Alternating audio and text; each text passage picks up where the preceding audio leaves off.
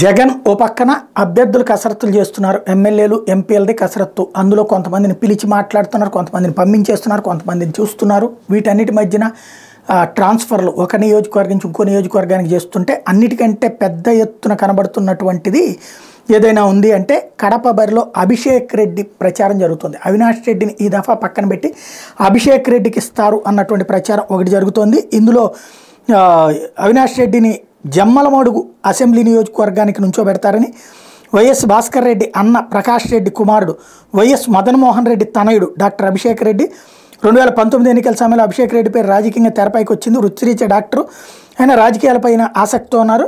జగన్మోహన్ రెడ్డి వ్యూహాలు అంతుచెక్కనటువంటి నేపథ్యంలో ఆయన తీసుకొస్తారన్న ప్రచారం అయితే కడపలో జరుగుతూ ఉంది. 1989 పార్లమెంట్ ఎన్నికల నుంచి కడప లోక్సభ స్థానంలో వైఎస్ కుటుంబ సభ్యులే గెలుపొందుతూ వస్తున్నారు. 89, 91, 96, 98లోనే వైఎస్ రాజశేఖర రెడ్డి కడప నుంచి ఎంపీగా గెలిచారు. ఆ తర్వాత 99, 2004లో కూడా వాళ్ళకే విజయాలు సాధించినటువంటి పరిస్థితి ఉంది. ఇదే వివేకానంద రెడ్డి అప్పుడు ఎంపీగా గెలిపోతే 2009లో జగన్మోహన్ రెడ్డి కడప నుంచి ఎంపీగా గెలిస్తే ఆ తర్వాత ఎంపీ అవినాష్ రెడ్డి 14, 19 ఎన్నికల్లో వరుసగా గెలుచుకుంటూ వచ్చారు. ఈ దఫా అభిషేక్ రెడ్డి పేరు తెర మీదకు వస్తుంది.